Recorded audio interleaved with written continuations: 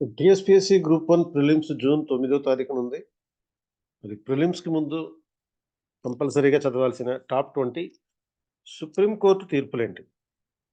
మనం అర్లియర్ వీడియోలో పార్లమెంట్ చట్టాలు టాప్ 20 పార్లమెంట్ చట్టాలు చూసాం. సుప్రీం కోర్ట్ తీర్పులేంటి చూద్దాం. So, top 20 judgements of the top court in the year 2023 అంటే ఈ తీర్పులు case laws crux of the judgement నేపథ్యంలో చూడాలి.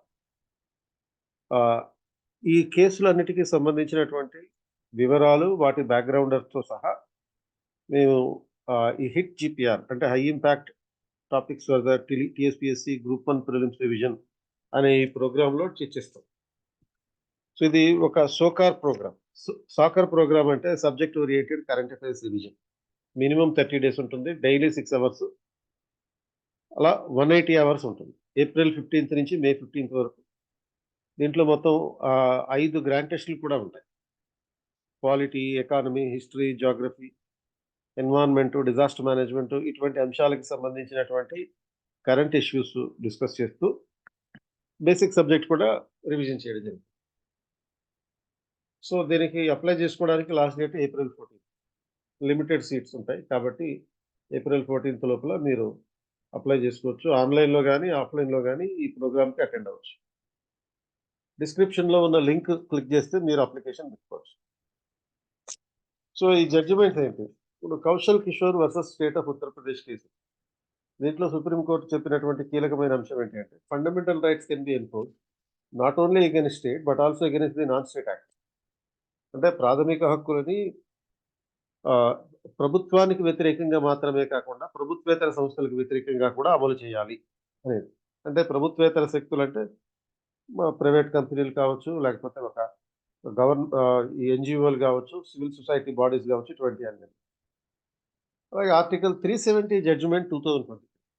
అంటే ఈ కేసులో సుప్రీం కోర్ట్ చెప్పింది. అంటే ఈ కేస్ లా పేరే ఆర్టికల్ 370 జడ్జిమెంట్ అని చెప్పారు. అంటే సమ్‌వన్ వర్సస్ సంబడీ ఎల్స్ అనేటటువంటి పద్ధతిలో గాకుండా జడ్జిమెంట్ పేరే 370 జడ్జిమెంట్.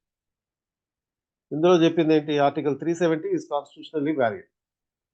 అంటే ఆర్టికల్ 370 రద్దు చేయడం, అబ్రోగేషన్ చేయడం అనేది రాజ్యాంగబద్ధమే. తర్వాత Supriyo and Supriyo Chakraborty versus union of India 2020. ఈ కేసులో చెప్పినటువంటిదేంటి? Supriyo alias Supriyo Chakraborty versus union of India కేసులో చెప్పిందేంటంటే same sex marriages are illegal. అంటే దీనికి చట్టబద్ధమైన గుర్తింపు లేదు అనే అంశం. అలాగే Vivek Narayan Sharma versus union of India case. ఈ కేసులో డిమానిటైజేషన్ చట్టబద్ధంగానే చేశారు అని చెప్పారు. తర్వాత common cause versus union of India case. ఈ కేసులో యుథనేషియా అనేది అంటే కారుణ్య మరణం అనేది చట్టబద్ధమే. దానికి ఉన్నటువంటి రూల్స్, రెగ్యులేషన్స్ వీటిని కొంచెం ఫ్లెక్సిబుల్ చేశారు. తర్వాత శిల్పా శైలేష్ వర్సస్ వరుణ్ శ్రీనివాసన్ 2023. ఈ కేసులో చెప్పిందేంటంటే సుప్రీం కోర్టు వివాహాలని రద్దు చేయొచ్చు. అంటే సంపూర్ణ న్యాయం చేయడం అనేటటువంటి ఉద్దేశ్యంతో వివాహాలు రద్దు చేయొచ్చు అనే పాయింట్ చెప్పారు. తర్వాత Anoop Baranwal versus union of India case. ఈ కేసులో ఎలక్షన్ కమిషనర్‌ని నియమించడానికి సంబంధించినటువంటి ఒక ప్రొసీజర్ చెప్పడం జరిగింది. అంటే ఎలక్షన్ కమిషనర్‌ని ఒక హై పవర్ కమిటీ సెలెక్ట్ చేయాలి. దాంట్లో సుప్రీం కోర్ట్ ప్రధానమంత్రి, opposition leader, supreme court chief justice ఉండాలని చెప్పారు. అఫ్‌కోర్స్ తర్వాత దీనికి చట్టం చేసి సుప్రీం కోర్ట్ చీఫ్ జస్టిస్ బదులు కేంద్ర కేబినెట్ మంత్రిని పెట్టుకోవచ్చు అనే ప్రొవిజన్ పెట్టారు. తర్వాత Subhash Desai versus principal secretary governor of Maharashtra 2020. ఈ కేసులో గవర్నర్ మహారాష్ట్ర ప్రభుత్వానికి ఫ్లోర్ టెస్ట్‌కి పిలవడం అనేది సరైనది కాదు అనే పాయింట్ చెప్పారు. అలాగే government of national capital territory of Delhi, union of India కేసులో చెప్పినటువంటిది ఏంటంటే Delhi government will have complete control over the services in Delhi including the IAS. ఐఏఎస్‌లతో సహా ప్రభుత్వ అధికారులందరి మీద ఢిల్లీ ప్రభుత్వానికి అంటే లెఫ్టినెంట్ గవర్నర్‌కి కాదు, ఢిల్లీ ప్రభుత్వానికి పూర్తి నియంత్రణ ఉంటుందని చెప్పారు. తర్వాత state of Punjab versus principal secretary to the governor of Punjab. So, ఈ కేసులో governor power to approve the state bills is limited. అంటే నిరవధికంగా గవర్నర్ బిల్లుల్ని ఆమోదించకుండా తన దగ్గర పెట్టుకోవడం అనేది రాజ్యాంగ విరుద్ధంగా పేర్కొనడం జరిగింది. తర్వాత తీస్తా Atul Setalvad versus state of Gujarat. ఈ కేసులో అతుల్ సెతల్వాడ్ అనే వ్యక్తికి బెయిల్ ఇవ్వడం జరిగింది. Manish Sisodia versus central bureau of investigation కేసులో మనీష్ సిసోడియా అనే వ్యక్తికి బెయిల్ రిజెక్ట్ చేయడం జరిగింది. అంటే ఈ 2 పరస్పర సంబంధం ఉన్నటువంటి కేసులు. ఈ నేపథ్యంలో ఈ 2 కేసుల నేపథ్యంలో బెయిల్ ఇవ్వడానికి కారణాలేంటి? బెయిల్ రిజెక్ట్ చేయడానికి కారణాలేంటి? అనే అంశాలతో కూడినటువంటి క్వెషన్ ఇయ్యొచ్చు. తర్వాత రాహుల్ గాంధీ వర్సెస్ పూర్ణేష్ ఈశ్వరీభాయ్ మోడీ. ఈ కేసులో రాహుల్ గాంధీ మీద పరువు నష్టం కేసులో 3 సంవత్సరాలు జైలు శిక్ష పడింది. ఆ రిస్ట్రిక్షన్ రద్దు చేయడం జరిగింది. అండ్ ఈ నేపథ్యంలో అసలు పరువు నష్టం అంటే ఏంటి? దానికి సంబంధించిన చట్టాలు ఎలా ఉన్నాయి? అనే అంశం గురించి క్వెషన్ అడగొచ్చు. తర్వాత భీమ్రావ్ బస్వంత్ రావు పాటిల్ వర్సెస్ మదన్ మోహన్ రావు కేసు. ఇందులో రైట్ టు ఓట్ అనేది ఫండమెంటల్ రైట్ కాదని చెప్పారు. అంటే ఈ నేపథ్యంలో ఏం క్వెషన్ అడుగుతారంటే, you may be asked about the constitutional provisions of the right to vote under article 325, 326. అంటే ఆర్టికల్ 325, 326లో ఉన్నటువంటి రాజ్యాంగ నిబంధనలు, ఓటు హక్కుకు సంబంధించిన రాజ్యాంగ నిబంధనల గురించి అడగొచ్చు. లేకపోతే రైట్ టు ఓటు స్వభావం గురించి అడగొచ్చు. ఇండియన్ కాన్స్టిట్యూషన్‌లో right to vote fundamental right కాదు. మరేంటి? Constitutionally recognised legal right. తర్వాత Devesh Sharma versus union of India case. ఈ కేసులో బీఈడీ చేసిన వాళ్ళు ప్రైమరీ స్కూల్ టీచర్లుగా పోస్టులు పొందడానికి అర్హులు కారు అనే తీర్పు చెప్పారు. తర్వాత Aureliano Fernandes versus state of Goa.